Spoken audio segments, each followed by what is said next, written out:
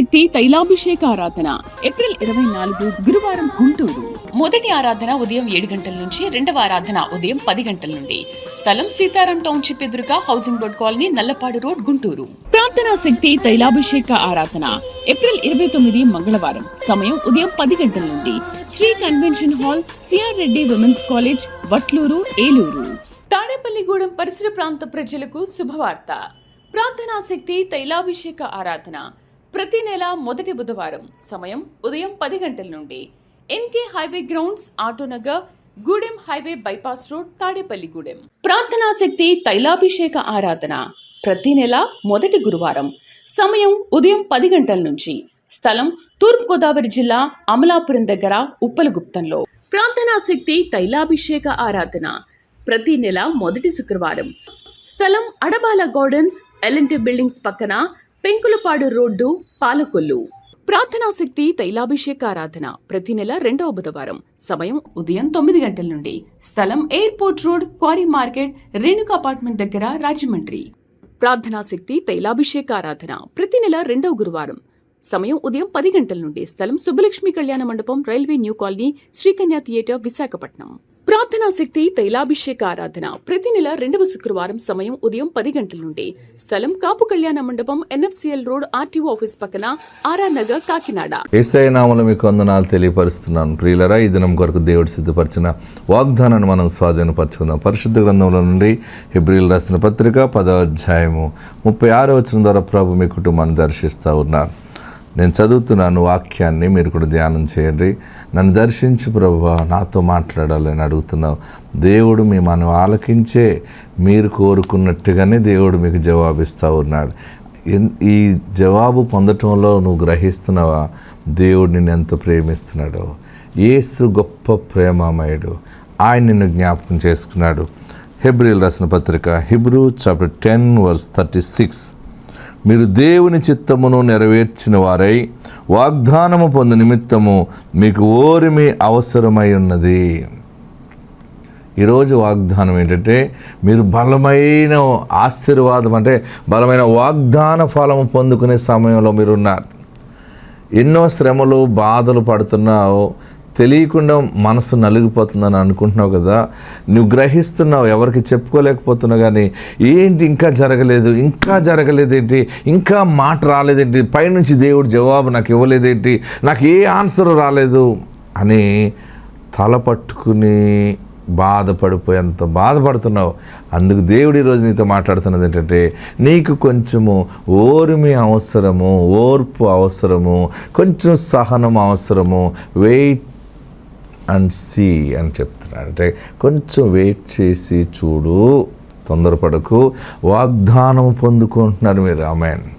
దేవుని వాగ్దానం పొందుకునే మనము, ఆ వాగ్దానమే ఉంటే చాలు. ఆ ప్రామిస్ ఇచ్చాడంటే, ప్రామిస్ ఎలా ఉంటుందంటే, అసలు మామూలు మనుషులు ఇచ్చే ప్రామిస్ కాదు ఇది, లేకపోతే గవర్నమెంట్ ఇచ్చే ప్రామిస్ కాదు ఇది, రాజకీయ నాయకులది కాదు. పరలోకము నుండి దేవుడిచ్చే గొప్ప వాగ్దానం. మీకు ఓర్మి అవసరము అని ఈరోజు మాట్లాడుతున్నాడు. నీకు అసలు ఓర్పు ఉందా? నువ్వు సహించుకుంటున్నావా? నా వల్ల కాదండి, నేను ఇన్ని సహించుకోలేనండి, నేను సహించలేను, నేను ఇలాగే బ్రతుకుతాను, లేదా అలా బ్రతుకుతాను, నా వల్ల కాదు అని అనుకుంటున్నావా? దేవుడు ఈరోజు నీకు ఇస్తున్న వాగ్దాన ఫలం ఏంటంటే, నువ్వు బలమైన వాగ్దాన ఫలము నువ్వు రిసీవ్ చేసుకోబోతున్నావు. కొంచెము సహనము కలిగి ఉండాలి. నోటిని స్వాధీనంలో పెట్టుకోమని ఆత్మ చెప్తా ఉంది. కొంచెం నోటిని స్వాధీనంలో పెట్టుకో. ఇంకా ఎందుకు అవిశ్వాసంలోకి వెళ్ళి మాట్లాడుతున్నావు? జరిగితే ఇప్పుడే జరగాలి, ఇంకా జరిగేది ఇంకే దారి ఉంది, జరగదు, అది లేదు ఇది లేదని అనుకోదు. వాగ్దానము పొందువారుగా మీరున్నారు. ఆయన మాట ఇచ్చాడు, మీ పట్ల నెరవేరుస్తున్నాడు. ఎంత బలమైన మాట అంటే, మీరు దేవుని చిత్తం నెరవేర్చిన వారై వాగ్దానము పొందు నిమిత్తము మీకు ఓర్మి అవసరమై ఉన్నది. మీరు మామూలు మనుషులు కాదు, నువ్వు బయట మనిషివి కాదు, నువ్వు దేవుని స్వకీయ జనముగా ఉన్నావు. అందుకని మీరు దేవుని చిత్తము నెరవేర్చడానికి సిద్ధముగా ఉన్నారు, నెరవేర్చువారై ఉన్నారు. ఎందుకంటే దేవుని చిత్తం నెరవేర్చడం అంటే మామూలు విషయమా? ఆయన అనుకున్నట్టు నీవు ఉండటం, అది నీవు అడుగులు ముందుకేస్తావు. ఆయన చిత్తం ఏంటంటే, మీరు ఫలించి అభివృద్ధి పొందండి అన్నాడు. మనం ఫలించి అభివృద్ధి పొందటం, దేవుని సాక్షిగా ఉండటం ఆయన కోరుకుంటాడు. ఆయన మనం రక్షణ కలిగి ఉండటం. ఈరోజు ఆ బలమైనటువంటి కృప మిమ్మల్ని ఆవరించి ఉంది. సమయం ఆసన్నమైంది. ఎంతకాలం ఒప్పు పట్టావు కదా. ఒక స్త్రీ గర్భం ధరిస్తే, కన్సీవ్ అవుతే, 9 months కంప్లీట్ అవుతే ఎంత ఆరోగ్యాన్ని శిశువు బయటకు వస్తుంది. అలాగే నీవు అడిగింది, నువ్వు ప్రార్థిస్తున్నది కన్సీవ్ అయింది. ఒక దైవజనుడు ఈ పెద్ద మాట చెప్పాడు అనమాట. మనం ప్రార్థన చేసినప్పుడు మనం అడిగింది గర్భం ధరిస్తుంది. తగిన సమయంలో అది మన చేతిలోకి వచ్చి దేవుడు కృప ద్వారా మనం దాన్ని రిసీవ్ చేసుకుంటాం, మనం పొందుకుంటాం. ఈరోజు నువ్వు అడిగింది నువ్వు పొందుకునే సమయం ఆసన్నమైంది. ఈ లాస్ట్లో ఇంతకాలం ఒప్పుపట్టావు కదా, ఇంత టైం ఒప్పుపట్టావు, అది లేదు ఇది లేదు అనుకున్నావు. ఇంక అన్నీ పొందుకునేటప్పుడు మనస్సు పాడు చేసుకోవద్దు. కొంచెం ఓర్మి కలిగి ఉండు, కొంచెం సహనం కలిగి ఉండు. ఇంకా పెళ్ళి అవ్వలేదు, నాకు ఇంకా పిల్లలు పుట్టలేదు, ఇంకా ఇది లేదు అది లేదు అని అనుకుంటున్నావు. ఆత్మ నీ పక్షముగా ఉన్నాడు. ఈరోజు అందుకు నీతో ఈ పరిశుద్ధమైన వాగ్దానము ఈ రీతిగా నీతో మాట్లాడుతూ ఉంది. కొంచెం ఓర్మి అవసరమైనది, ఓర్పు అవసరమైనది. కొంచెం సహించుకో. ఆత్మ మీకు తోడుండును గాక. God bless you. ప్రియులరా, ఈ దినాన దేవుడు మిమ్మల్ని రెండంతలుగా అద్భుతమైనటువంటి ఆత్మచేత మిమ్మల్ని దీవించి ఆశీర్వదించును గాక. ప్రియులరా, మరి మన ప్రార్థనా శక్తి పరిచర్యలో దేవుడు చేసిన గొప్ప సాక్ష్యాలు, ప్రార్థనా శక్తులు ఎవరు ఏది కోరుకుంటే దేవుడు జరిగిస్తూ ఉన్నాడు. ప్రియులరా, ఇక్కడ 5 తరాల నుంచి మగపిల్లలు లేరని. ఎన్ని తరాలు? 5 తరాల నుంచి వారి ఇంట్లో మగపిల్లడు లేడు. మగపిల్లడు కావాలంటే ఏం చేయాలంటే, మీరు ప్రార్థనా శక్తికి వెళ్ళండి. దేవుడు అక్కడ అనుకున్నవన్నీ జరిగిస్తున్నాడంటే వారికి యేసు ప్రభు అంటే తెలియదు. వారు యేసు ప్రభు దగ్గరికి వచ్చారు. ప్రార్థనకు వచ్చినప్పుడు ప్రార్థన చేసాం. దేవుడు మన మొర ఆలకించి వెంటనే ఒక కుమారుణ్ణి తయారు చేసి పరలోకంలో వారి గర్భంలో పెట్టాడు. ఆ మనుషుడు మొన్న జన్మించాడు. మన తాడేపల్లిగూడెం ఆ బిడ్డను ఎత్తుకొచ్చింది. చూడండి వాడు ఎలాగున్నాడో. ఎన్ని తరాలకు వచ్చాడు బయటికి? 5 తరాలకు వచ్చాడు. ఎలా చూస్తున్నాడు చూసారా? మరి అది అడిగితే అసాధ్యమైన దాన్ని దేవుడు సాధ్యము చేస్తాడు. మరి ఆ సాక్ష్యం వారు ఎలా చెప్పారో చూద్దాం. నా పేరు దేవి అండి, మా పాప పేరు జ్యోతిశ్రీ అండి. మేము తణుకు నుంచి వచ్చామండి. మాకు ఒక ప్రార్థనవాడు చెప్పడం వల్ల మేము ఇక్కడికి రావడం జరిగిందండి. అప్పుడు బాబు గురించి టెఫా స్కానింగ్ తేడాగా వచ్చిందని చెప్పి మేము ప్రార్థన చేయించుకున్నామండి. అయ్యగారిని అడిగాము, మాకు 5 తరాల నుంచి మగబిడ్డ లేడండి, మగబిడ్డని ఇచ్చేలాగా ప్రార్థన చేయండి అంటే, ఇదిగో నీకు మగబిడ్డను ప్రసాదిస్తాను తీసుకో అని చెప్పి మాకు ఒక అట్టుపండు ఇచ్చారండి. ఆ అట్టుపండు మా బిడ్డకి ఇచ్చానండి. అదే రీతిగా ఇదిగోండి మగబిడ్డ పుట్టాడండి. మేము అసలు ఊహించలేదండి. ఇదంతా కూడా దేవుడు చేసిన అద్భుత కార్యం అండి. ఈరోజు మేము సాక్ష్యం చెప్పుకోవడానికి, బిడ్డని ఇక్కడ చూపించడానికి, అయ్యగారితో ప్రార్థన చేయించడానికి అని తీసుకొచ్చామండి. ఈ చిన్న సాక్ష్యం దేవుడు దీవించును గాక. ఎన్ని తరాలకి? మీకు ఎంతమందికి మగ పిల్లడు కావాలి? చేయి పైకి ఎత్తారు. ముసలోళ్ళు కూడా ఎత్తేస్తున్నారు. పర్లేదు, అడగండి. ముసలోళ్ళకి ఇస్తానన్నాడు ఈయన బైబిల్లో. కోడల్లో కొడుకులు చూడకపోతే అడగండి, మళ్ళీ పుడతారు. ఇంకెక్కడ పుడతారండి? సిగ్గు కదా పాస్టర్ గారు అంటే. సిగ్గేమీ లేదు. ముసలి సమయంలో కూడా యవన ప్రాయం దేవుడు నీకు ఇస్తాడు. అక్కడ మీలో చాలామంది అనుకుంటారు, నాకు స్త్రీ ధర్మం నిలిచిపోయింది కదా, ఇంకా నాకు పిల్లలు ఎక్కడ పుడతారని. నీ స్త్రీ ధర్మం నిలిచిపోయినా దేవుని ధర్మం అది నెరవేరుస్తుంది. ఆమేన్, హల్లెలూయా. స్త్రీ ధర్మం కంటే దేవుని ధర్మము గొప్పది. మరి శారమ్మ గారికి స్త్రీ ధర్మం నిలిచిపోయింది. చూడండి, వారు మంచి బలంలో ఉన్నప్పుడు అబ్రహాము శారా దేవుడు మాట ఇచ్చాడు. మాట ఇచ్చే కూడా ఈ సంవత్సరం పుడతాడంటే పుట్టలేదు. చివరికి ధర్మం నిలిచిపోయింది. స్త్రీ ధర్మం నిలిచిపోయి ఇంక పిల్లలు పుట్టరు కదా. భర్తతో అంది, స్త్రీ ధర్మం నిలిచిపోయింది అంటే, ఈయనకి జ్ఞాపకం వచ్చినప్పుడల్లా మనకి కొడుకు పుడతాడే, ఇసాకు పెట్టాలి, దేవుడు మనకి ఇస్తానన్నాడంటే, ఇంకా ధర్మం నిలిచిపోయి ఏం పుడతారంటే. అలాగ అనుకుంటే వీళ్ళిద్దరు దెబ్బలాడుకుని ముసలోళ్ళు అయిపోయారు. ఎంత ముసలోళ్ళు అయిపోయారంటే మంచినీళ్ళు చేతికి ఇస్తే తాగటానికి కూడా బలం లేకునంత వణుకొచ్చేసి స్థాయికి వచ్చారు. వీరికి పని వాళ్ళు ఎక్కువ ఉంటారు. ఎవరికి? అబ్రహాముకి, సారాకి.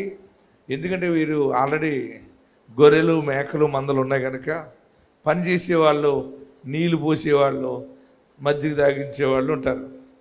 ఆ నీళ్లు తాగలేనప్పుడు కూడా, ఆ పాలు తాగలేనప్పుడు కూడా అబ్రహాం అంటున్నాడు, ఏవే దేవుడు మగ పిల్లని ఇస్తానడే, దేవుడు తప్పకుండా ఇస్తాడంటే ఆ ముసలమ్మ ఎంత కజ్జమాడేసిందంట.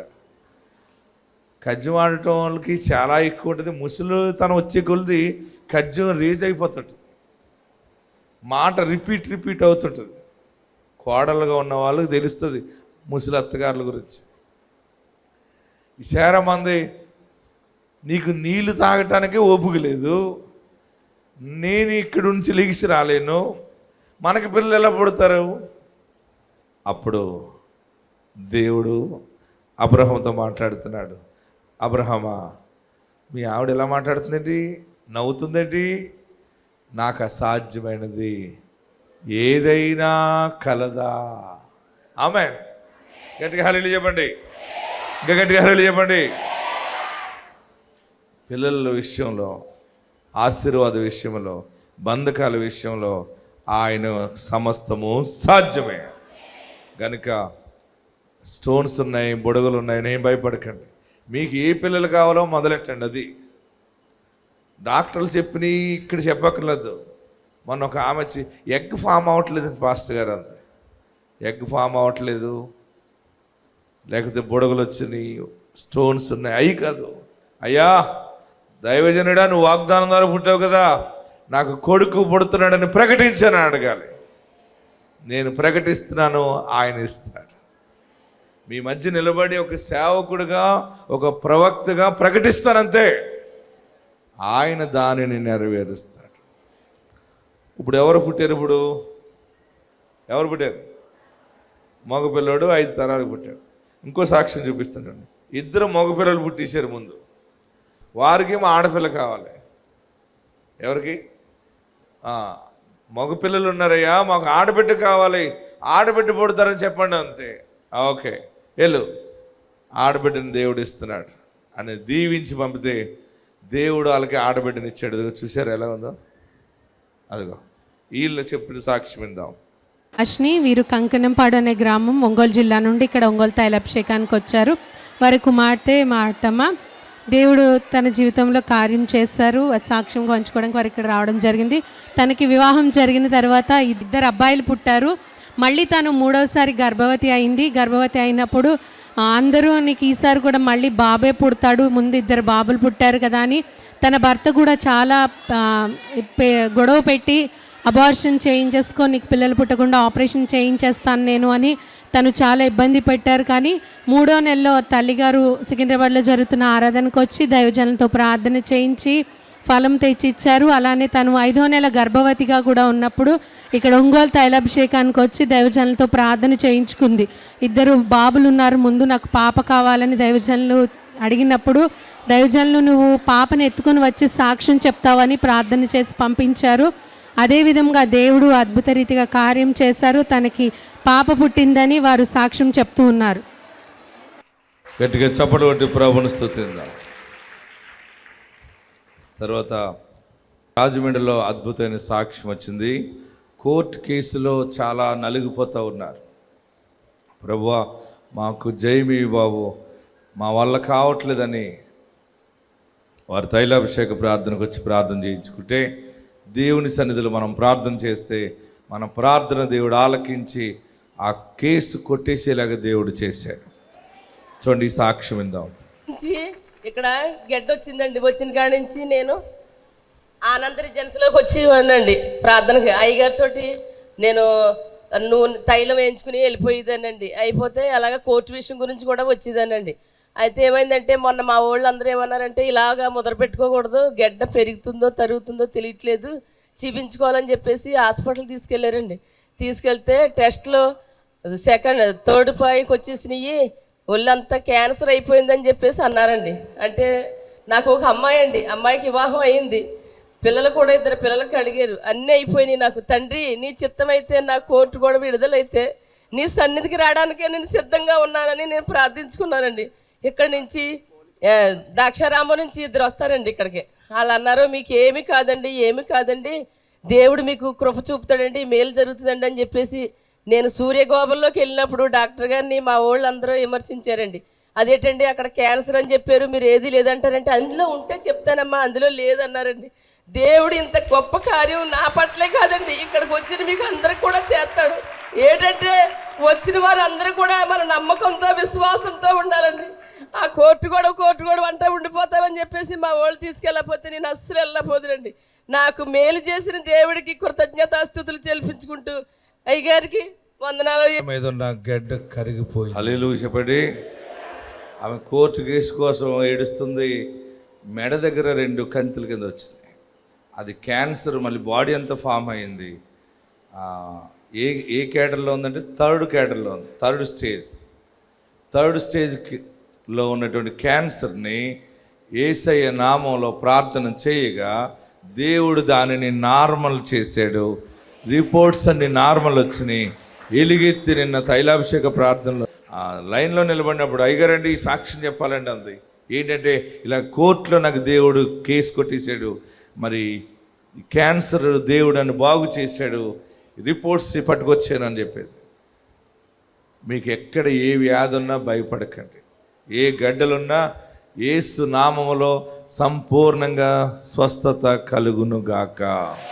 హల్లెలూయా, గట్టిగా హల్లెలూయా చెబుదాం. మరొక సాక్ష్యాన్ని చూద్దాం.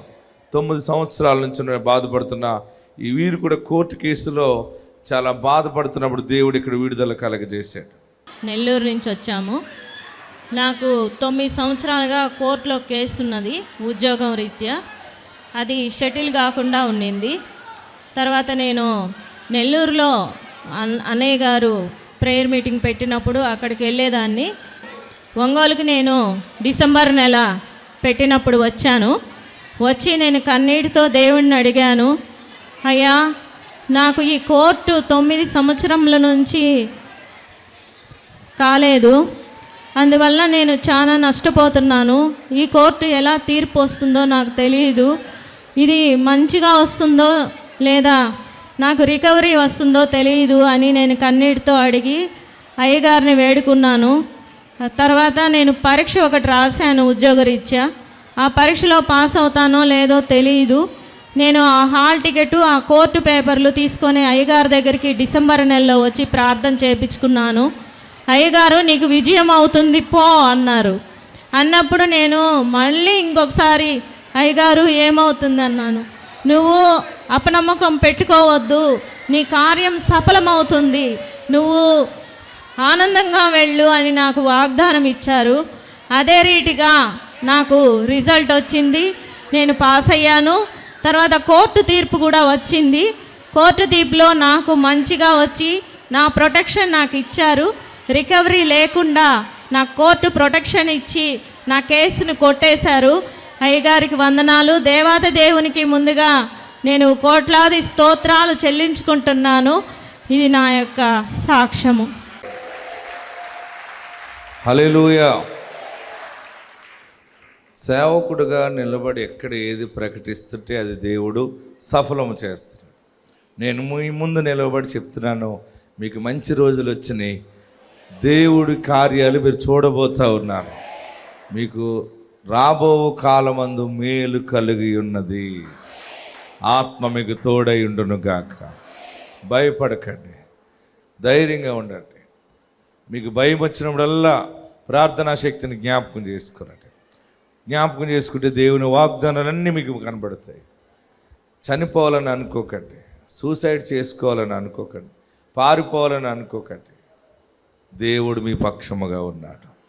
ఆయన నిన్ను చెయ్యి విడువాడు, చెయ్యి విడువాడు, ఎప్పుడు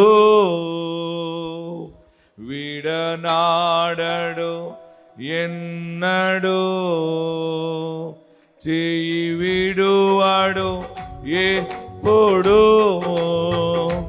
విడనాడడు ఎన్నడో కన్న తల్లి చేర్చునాట్లు నన్ను చేర్చున ప్రియుడు, కన్న తల్లి చేర్చునాట్లు నన్ను చేర్చున ప్రియుడు.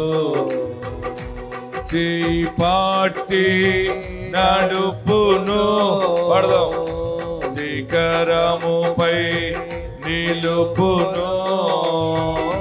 చేయి పాటి నడుపును, శిఖరముపై నిలుపును.